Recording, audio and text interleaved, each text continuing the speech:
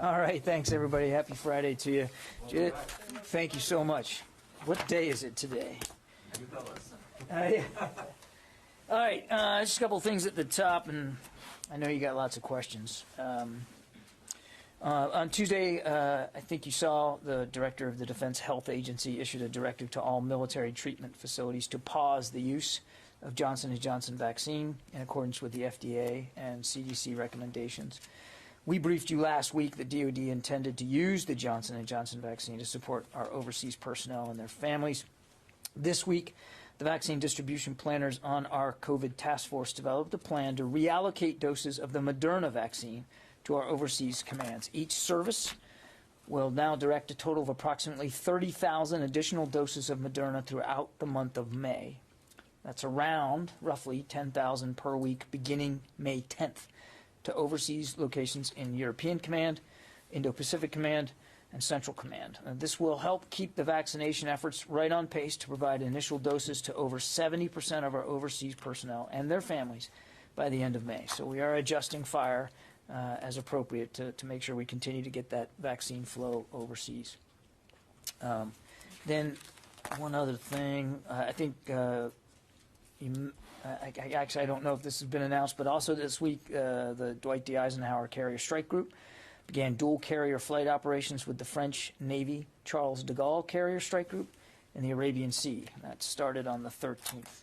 Charles de Gaulle is currently assigned to U.S. Naval Forces Central Command as Commander Task Force 50, Coalition Task Force 50, leading planning and execution for strike operations. These dual carrier operations demonstrate our combined capability to operate together.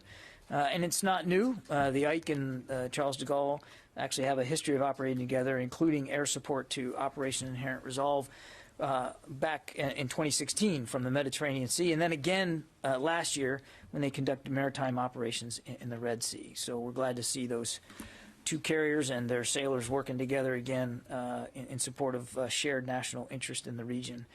Lastly, I know that one of your colleagues, Marcus Weisgerber, is recovering right now from a health concern, and I just wanted to express to all of you and certainly to him and Oriana that we here at OSD Public Affairs, our hearts and prayers, our thoughts are with him, and we're praying for a speedy recovery, and we look forward to seeing him back at it and asking me tough questions again. With that, Lita. Thank you, John. So, a couple questions on Afghanistan. The President has said that some troops will begin withdrawing by May 1st. Can you give us at least some general assessment? I know you're not going to go into detail. Give us some general assessment as to whether that will be dozens, hundreds, or what you expect to the initial withdrawal to look like, since that's obviously meant as a signal to the Taliban that the drawdown is beginning. Second, would you expect that over the next several months there will be an uptick in troop numbers in Afghanistan in order to do the logistics and the troop security necessary to complete the drawdown? Considering the Taliban has said it would be that they will increase attacks if all troops are not out. And how contentious do you expect this withdrawal to be? I have to write these down now. I was going good until you asked the third one, and then I know I'm gonna forget it. May 1st. I'm writing. All right. Don't. You're gonna mess me up now. Wait. I'm trying to help you. Oh. You're not being helpful.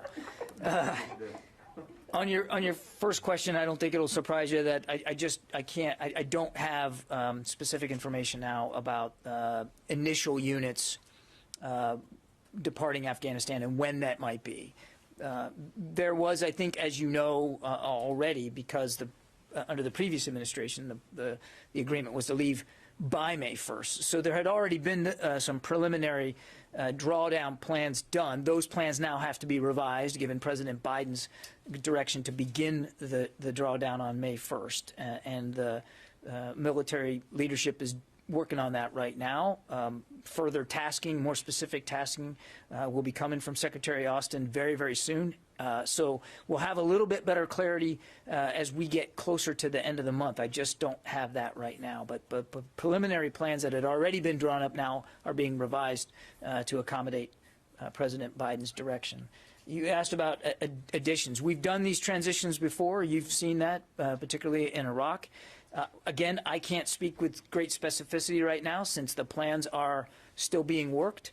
But it is not out of the realm of the possible that for a short period of time, there will have to be some additional enabling capabilities added to Afghanistan to, again, help effect a safe, orderly, and deliberately planned drawdown of everybody by the president's deadline here by early September. I can't speak today with exactly what that would look like, how many, when they would be going in, but as we transitioned out of Iraq, of course, it's logical to assume that you may need some logistics help, maybe some engineering help. You may have to add some force protection capabilities, again, temporary, just to make sure that the drawdown goes in a safe, orderly, and effective way. Again, we'll know more as we get closer, but that would not be out of the realm of the possible. And then you asked how contentious it will be. We've made it very, I can't speak for the Taliban, obviously. We've seen their threats, and it would be imprudent for us not to take those threats seriously. It would also be imprudent for the Taliban to not take seriously what the President and what Secretary Austin both made clear, that any attack on our drawdown, on our forces, or our allies and partners as they draw down, will be met very forcefully. Well, just as a follow-up, you brought up Iraq a couple of times, but as we all know, the withdrawal from Iraq, which many of us witnessed in December 2011, was not done under these exactly right. circumstances. So that's exactly right. Doesn't this one look a lot different? Yes, and I wasn't trying to, I was only comparing it in terms of when you transition out, you may need additional help. You're right, that help is going to be scoped and tailored to the situation. This is not the same situation. It's not the same country, not the same terrain, not the same distances. It's a landlocked country, and there is clearly the potential for resistance here, opposition, as we begin to draw down. So all of those things, Lita, have to be taken into consideration, which is why, again, I say without specificity, it's not out of the realm of the possible that some temporary enabling functions may have to be introduced into the region to permit this to be as safe and as orderly as possible. That would be the right thing to do, the prudent thing to do. It would be irresponsible if we weren't thinking about that. Yeah, let me go to Tom, and then I'll come back to you. I've got to get on the phone, too.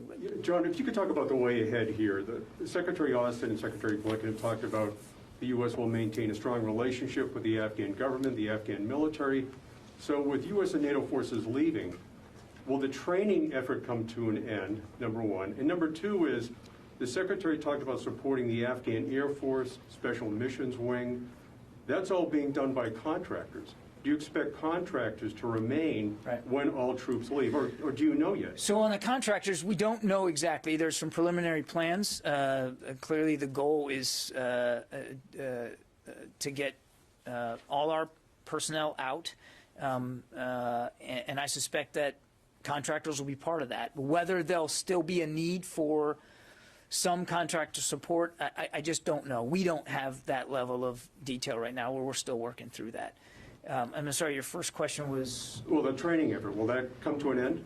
The mission, Resolute Support mission, will be ending, and that includes the training. The support that we will be offering the ANDSF going forward will be largely through a financial perspectives. Well, I mean, how does that work? Because right now, the Afghan military can't maintain its own equipment. So they need contractors. They can't do it on their own. So are you saying you just cut them a check?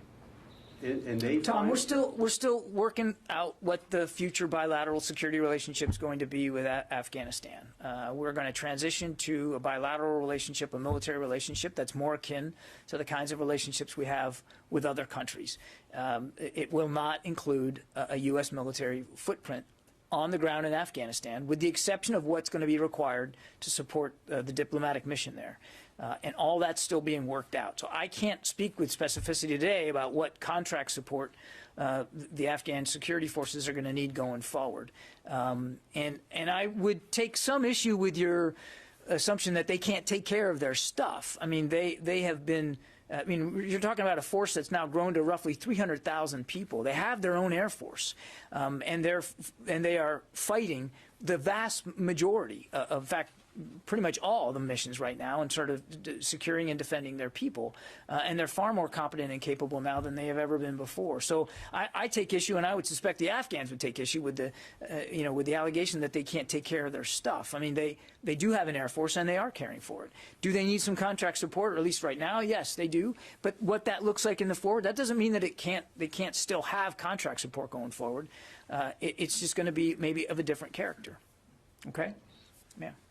Thank you, John. Secretary of Defense said on Wednesday that they keep some anti-terrorism forces in the region. Can you clear, please, that where of the region, which countries? What the Secretary said was that we will maintain counterterrorism capabilities to continue to prevent Afghanistan from becoming a launching pad for terrorist attacks on our homeland. And he also said that we have a vast range of capabilities available to us. And we're not going to speak to the details of exactly how we're going to maintain those capabilities and utilize those capabilities. But there are already in Central Command a terrific amount of capability at the disposal of the United States, and we'll examine this going forward. Okay, let me get on the phone here. Sylvie? Hello? Yep, I got you. I have a question on Russia. Russia has announced that it's going to restrict the navigation of foreign military and official ships in some parts of the Black Sea. So I wanted to know if you have a comment on that, and if you can confirm that the US Navy has canceled the deployment of 2 warships in the Black Sea this week. Thanks, Sylvie. We're aware that Russia has announced its intention to block foreign naval ships and state vessels in the Kerch Strait, the Sea of Azov, and parts of the Black Sea through October, citing what they say are Russian military exercises. Russia has a history of taking aggressive actions against Ukrainian vessels and impeding international maritime transit in the Black Sea, particularly near the Kerch Strait. This would be just the latest example of its ongoing campaign to undermine and destabilize Ukraine. We call on Russia to cease its harassment of vessels in the region and reverse its buildup of forces along Ukraine's border in occupied Ukraine. We reaffirm our unwavering support for Ukraine's sovereignty and territorial integrity within its internationally recognized borders extending to its territorial waters.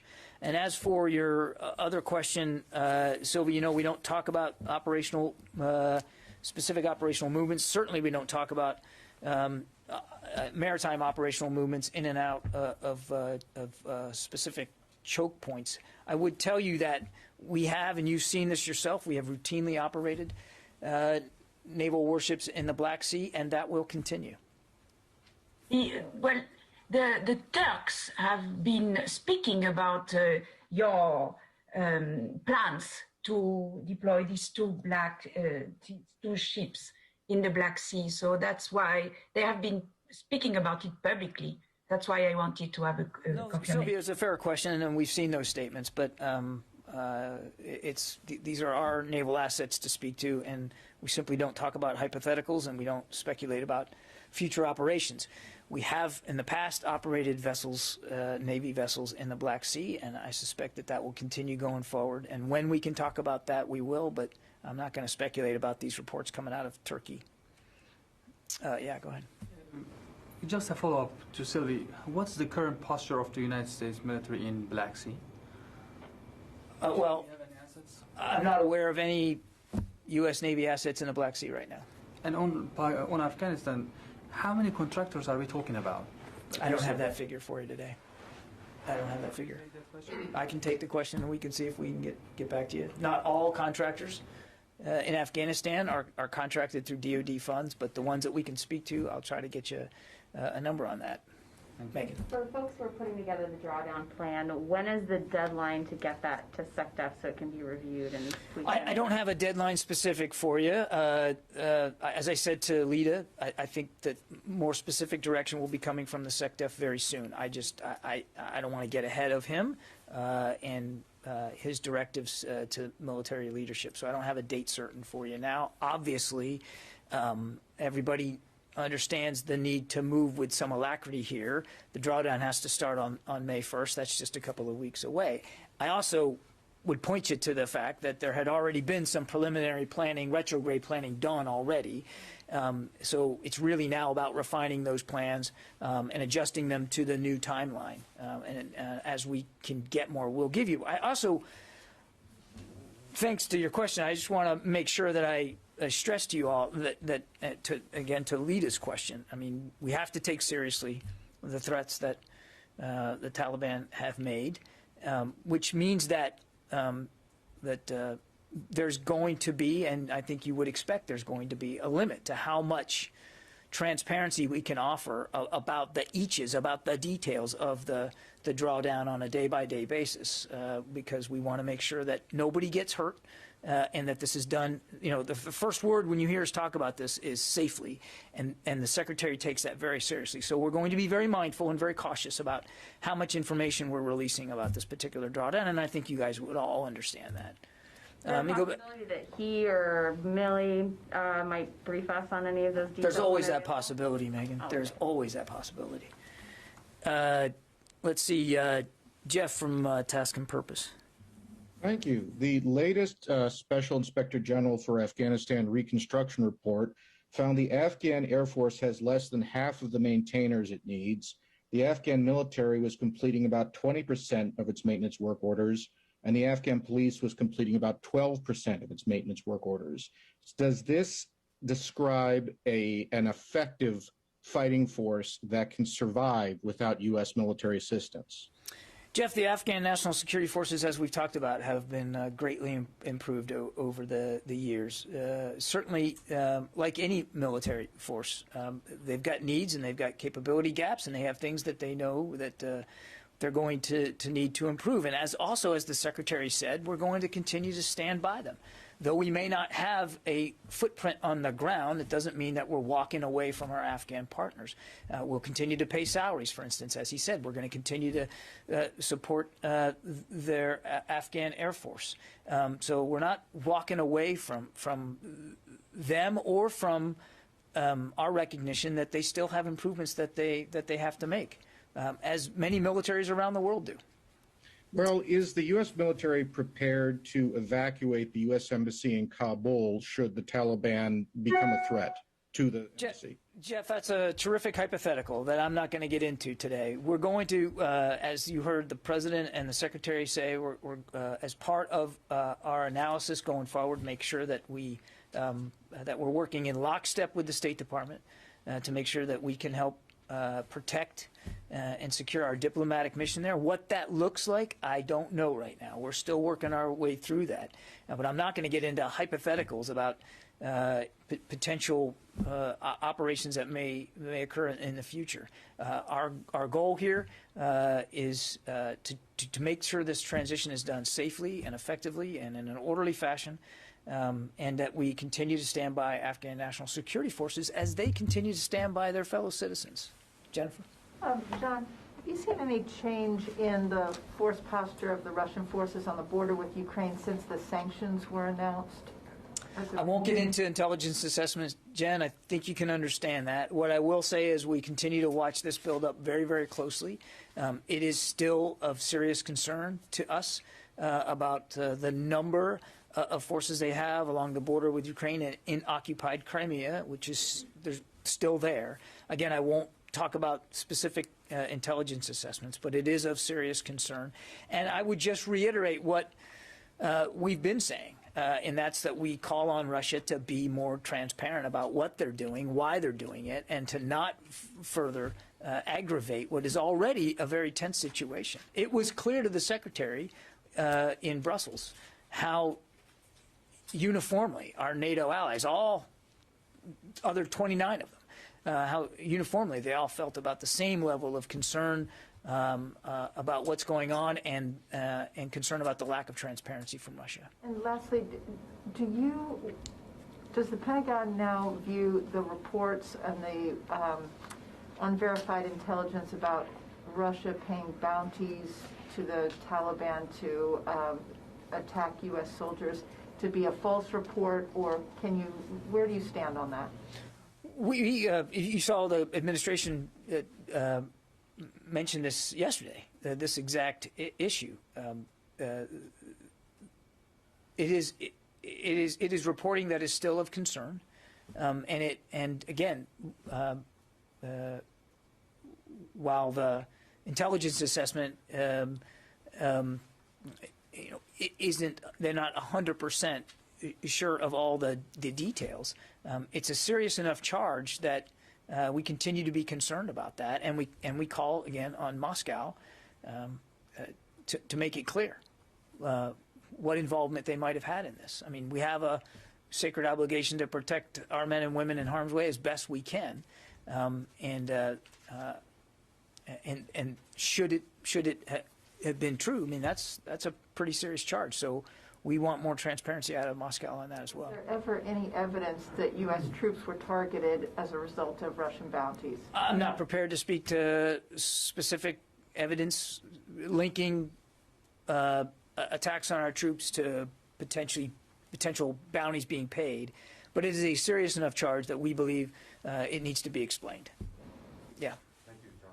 So, since the conditional approach has been dropped in making the decision to withdraw from Afghanistan, and noting that many times the Secretary and yourself said that there's full confidence in General McKenzie and the leaders in Afghanistan to be able to conduct like a drawdown whenever that decision was made, why not abide by the May 1st date according to the Doha Agreement, noting that as well Taliban is making serious threats toward U.S. troops and foreign troops in Afghanistan?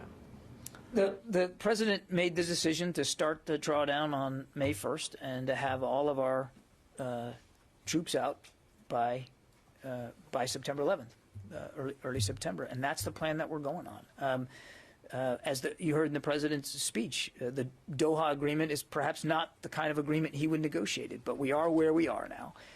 We wanted to have a thorough review of our Afghan policy before having any decision made, and the president ran a very inclusive, deliberate decision-making process that led to him making this decision to withdraw, and now we've got to execute it. So it doesn't, it's not about why you didn't do it before. We were going through a review process to figure out where we wanted to go forward in Afghanistan. The president has made his decision, and now we're executing.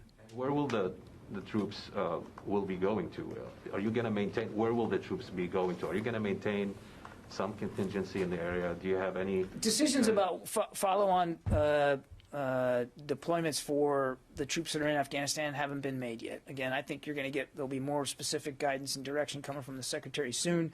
I'm not going to speculate about where they go in a follow-on capacity. I would suspect that most, if not all, will be returning to stateside bases. We have a robust capability in the Central Command area of operations as it is.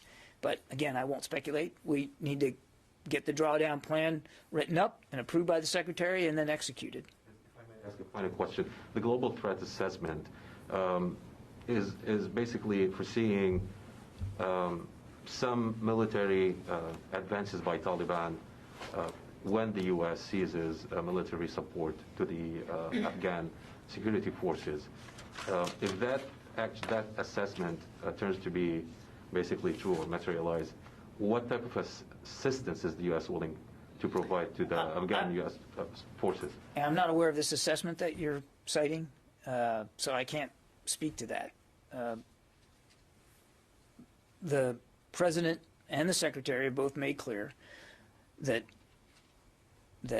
it's still in our national security interest that terrorist attacks on the homeland don't emanate from Afghanistan, and that not be a safe haven for groups like Al-Qaeda and another terrorist group that would threaten the homeland. And they're serious about that objective. And as the Secretary said, we will maintain as robust as possible the counterterrorism capabilities in the region and available to us to prevent that from happening. Now, what that looks like and how that's manifested, I wouldn't get into. You would imagine we're not going to telegraph that kind of activity. I think my question is about Afghan security forces who partnered with the U.S. for 20 years. The U.S. put blood and money training these troops. You said they're like standing 300,000 now soldiers. And they're in the fight. So after the withdrawal, these troops under attack from Taliban, the U.S., that's not the U.S. problem anymore. Is that what you're saying? Our mission in Afghanistan, our military mission in Afghanistan is coming to a close. We will continue to maintain the kinds of capabilities necessary, sufficient, to prevent terrorist attacks on the homeland emanating from Afghanistan. But the Afghan National Security Forces are right now defending their own people, securing their own borders. And they will continue to do that. And our support for them, while it will shift, it transitions from, being boots on the ground advisors, it will shift from that to a measure of support for their efforts going forward. And we had terrific discussions in Brussels about other framework nations also lending their support. And we're not walking away from the progress that the Afghan National Security Forces have made, but the relationship's going to transition to one that is more akin to the kind of bilateral relationships we have with other countries. It won't include a military footprint on the ground and a perpetual conflict. Okay? Let me get back to the phone. Idris from Reuters. Hey, John. Two questions. First, just a clarification on the contractors, and I may have misheard. If you could just clarify, so are all contractors going to also be leaving by September the 11th, or is that something that you haven't decided on yet? And then have a separate follow-up. Yeah, as I said, I think to Tom's question, there are preliminary plans that are being revised to extract contractors with military personnel, but it's preliminary, and we don't have a firm, specific answer on what that is exactly going to look like.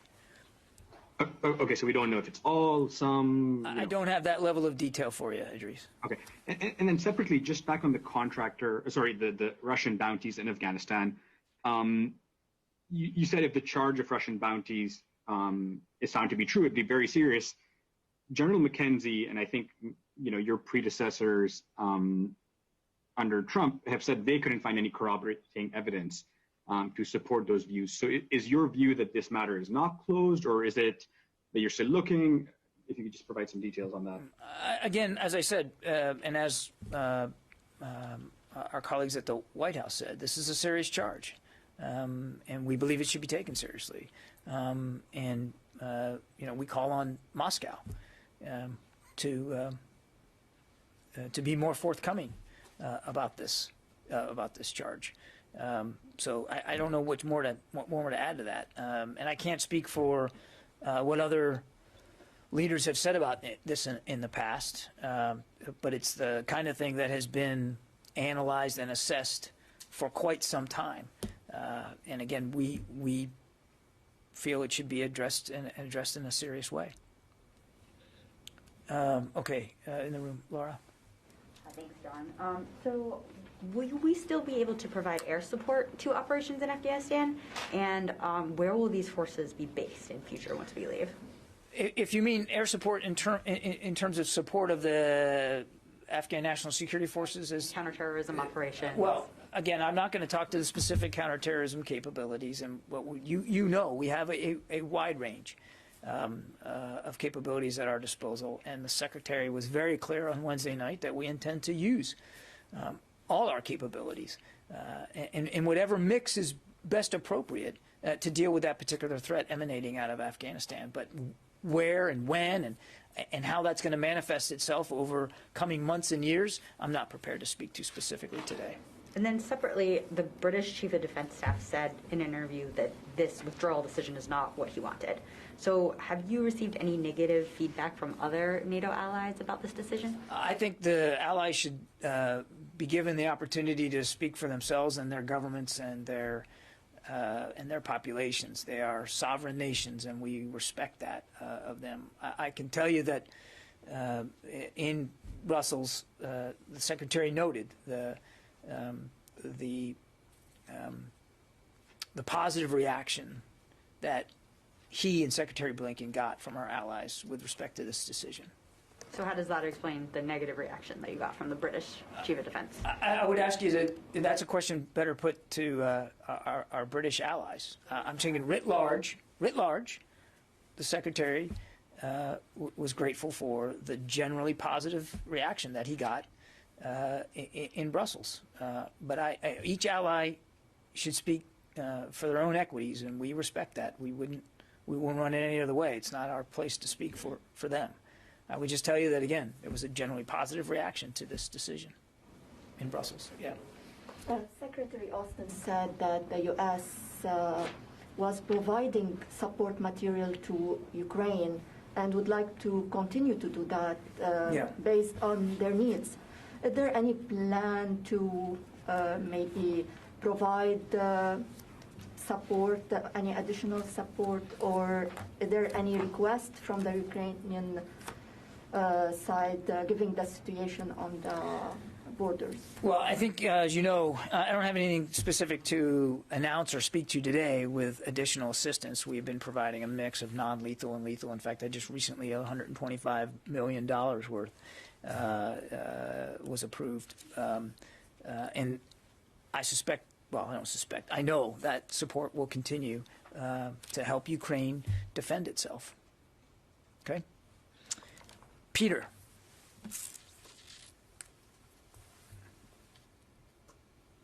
Hi, John. Hi, John. Thanks a lot. I wanted to ask about Prime Minister Suga's visit today. Will he be meeting with any defense officials? What kind of information? I know you don't like to speak to these specific, so I'm trying to word it carefully. How much has Taiwan come up in discussions for preparing the president on this discussion, and any other comment you have on the Prime Minister's visit, please? I would refer you to the White House to speak to the details of the discussions, and as I understand it, they will have more to say about this meeting later this afternoon. So I'm certainly not going to get ahead of that. As a matter of fact, as I understand it, the meeting is ongoing as we speak. And as for defense officials, I can tell you that Secretary Austin is there at the White House and participating in the bilateral discussions. So short answer to your question is yes, he will be speaking with defense officials. He'll be speaking to the top defense official in the country who'll be in the room for the bilateral meetings. Tony. Jen, you've been involved in Afghanistan issues for quite a number of years. I wanted a broad question to you. What potential benefits does Secretary Austin see to the U.S. military in this drawdown? I find it hard to believe that the withdrawal of 2,500 troops is going to help the U.S. reposition or facilitate the repositioning for Asia or against Russia or other regions. Is this mostly savings of the $3 billion a month that's being spent there being shifted to other It's more than that, Tony. I mean, and you heard the Secretary talk about this a little bit Wednesday night. I think to remind that the President's decision also gives the Department an opportunity to refocus our efforts in areas and on threats and challenges that we believe are more relevant to our way of life, to threatening our way of life here in the United States now, than a greatly diminished terrorist threat from Afghanistan. And you've heard the Secretary talk about this in testimony and up here at the podium with you, that he considers China our pacing challenge. We certainly have obvious and deep concerns about where Russia's going, not only in the region but elsewhere around the world. We've got continued malign activity from Iran in the Middle East, And of course, there's North Korea. There are a plethora of significant challenges and threats to our national security interests and those of our allies and partners. And the president's decision allows us now to better focus on those more relevant threats and challenges, and that's what this decision helps us do. And as you also know, Tony, you talk about 2,500 troops on the ground, and while that may sound minuscule to some people, it's still 2,500. And there was another 8,000 or so from our NATO allies on the ground. So it was a total of 10,000, really. And then we've talked about contract support. I don't have the exact number, but there are a lot of contractors in the country, some of which answer to contracts that we've let, not all. And then you mentioned the financial commitments. $3 billion a month, basically. Financial commitments, right. Those are resources now that can help us also apply to more to refocusing on other threats and challenges. That said, as the Secretary also made clear, we're going to continue to offer financial assistance to the Afghan National Security Forces, but clearly drawing down will allow us to focus all our resources, people and financially, on focusing on the threats and challenges that we believe are most important to the American people now in 2021. Fair enough, thanks. Okay, Louis. I have two questions. One on the contractors, if I could just follow up. I know we were talking about something very preliminary, but are you addressing the notion of only American contractors inside Afghanistan? Yeah, Louis, I don't have the detail. I mean, I knew this was going to come up today. It wasn't like I didn't think about the fact that you guys would be asking about contractors. I just don't have that. Preliminary plans are being worked on right now to figure out what the contract situation is going to look like going forward. And when we can talk about that with more specificity, we will. And thank you. And moving on to the bounties. You're calling it a charge. Jen Psaki yesterday referred to it as low and moderate level intelligence, or low and moderate level of confidence that the allegations are true, that right. the Russian bounties. When you label it a charge and when you label it low and moderate levels of confidence, is that enough for you to then believe that this is actually the case? Because I would think that that the bar is kind of low at that point. Is the bar high to prove this, or is the bar low? It's because it's because the idea is so serious. This idea that a nation state could offer cash bounties for others to kill American soldiers. It's because it's so serious. We want to be careful in the way it's being described. I make no apologies for that. And because it was characterized by the intelligence community as low to moderate, it specifically then, I think, calls out for Moscow to explain itself. But you don't think then that the bar is set very low? Because when you're calling it low level in confidence, I mean, typically that's not operationable, that's not actionable. So what made this, in this case again, actionable? Well, you're getting into an intelligence assessment here, Louis, and I'm not going to go there. I think we've all tried to be as transparent on this as possible, specifically because we don't like talking about intelligence assessments. And by characterizing it as low to moderate, I think it's as honest and as forthcoming as we can be, because again, it's such a serious idea. You want to be careful how you couch it, and again, I think even being low is serious enough.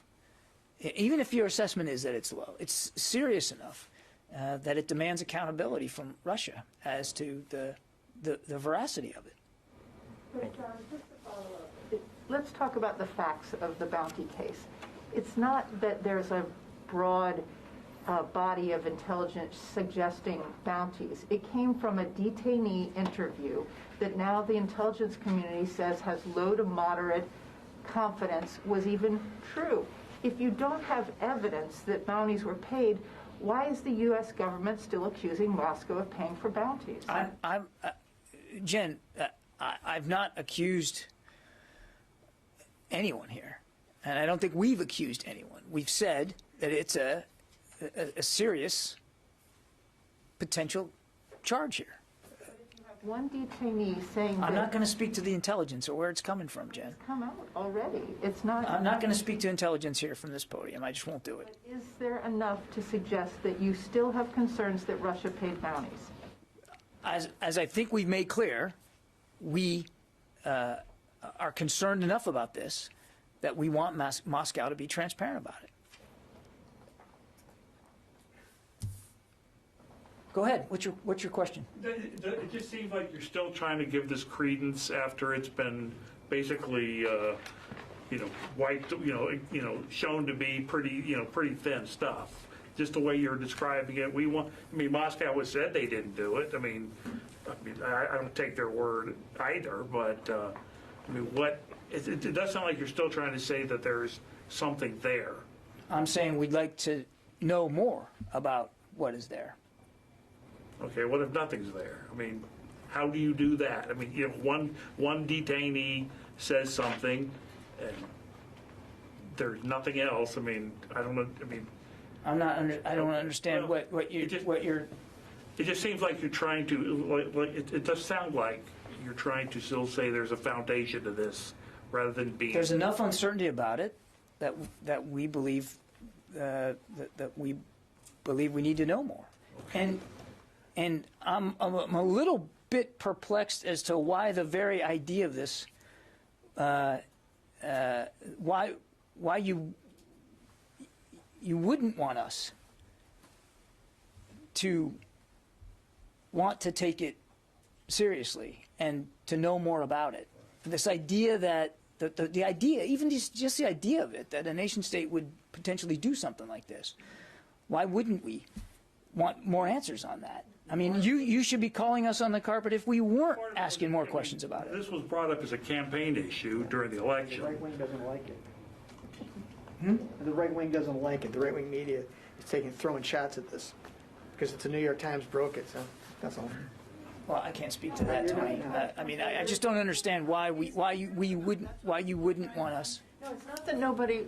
We had to deal with this during the last administration, and we questioned them about the veracity of it. And the consensus from this building was there was no evidence of bounties having been paid. So we reported on that back a few months ago.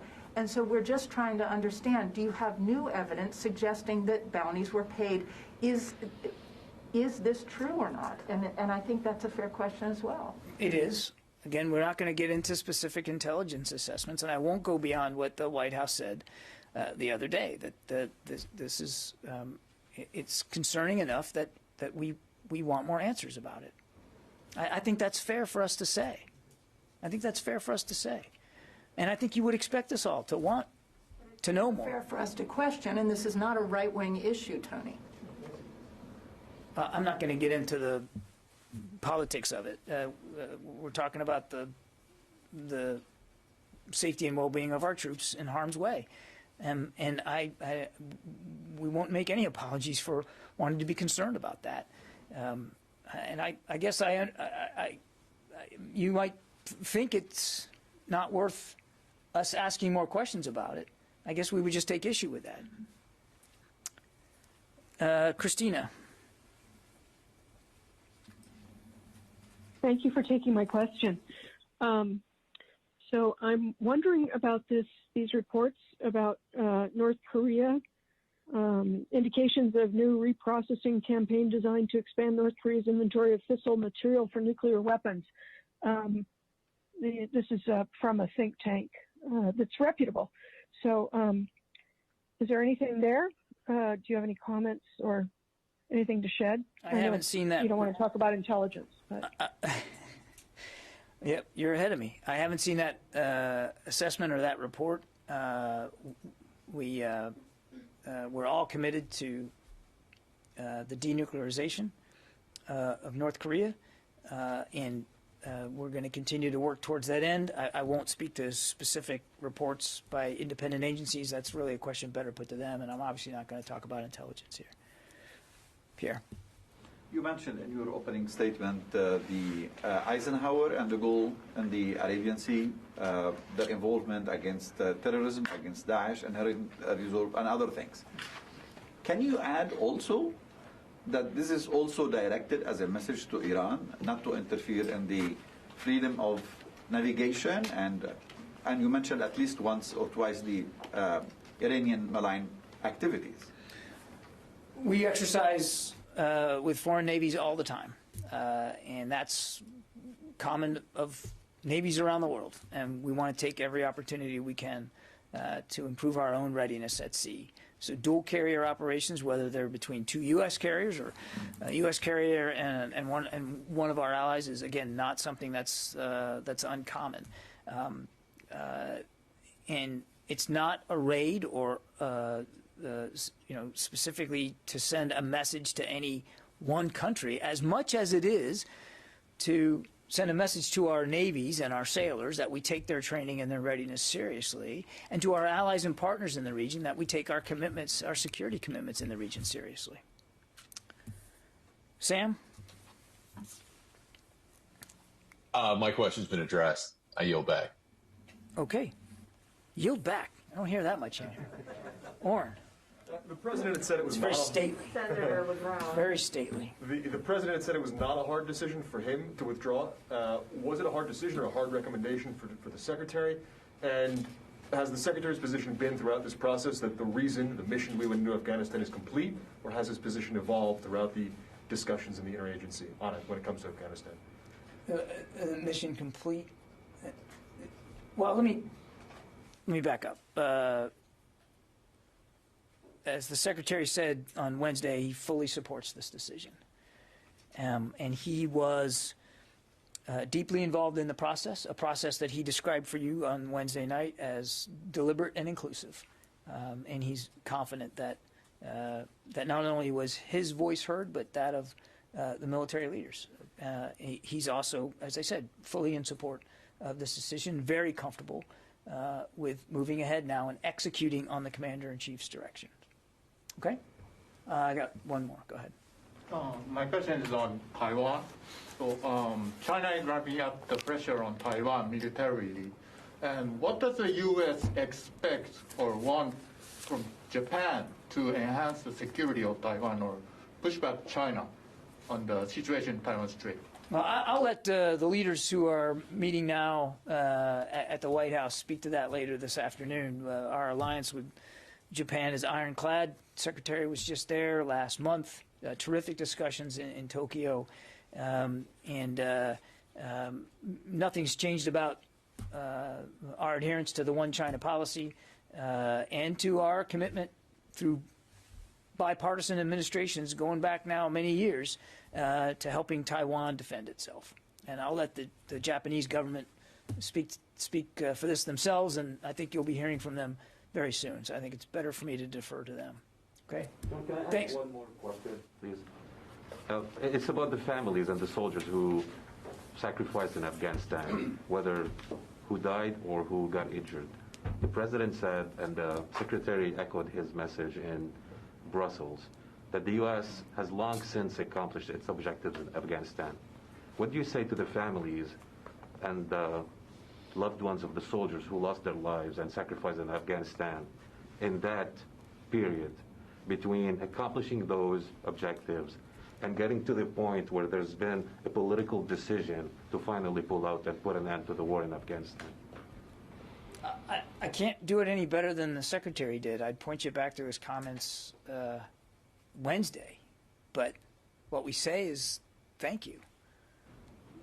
Thank you for the service and sacrifice of your loved one who did make so much progress possible in Afghanistan, and not just American soldiers, but soldiers from so many different countries over so many years who made the progress possible that Afghanistan now enjoys, and the opportunity now that the Afghan people have. And thank you for preventing another 9/11, from not letting that happen. There's not too many people You walk around this building, and I know we're still in COVID Manning here, but there's not too many people you walk around in this building that doesn't know somebody, including me, who didn't make it back home alive from Afghanistan. And we're always going to be grateful for what they made possible.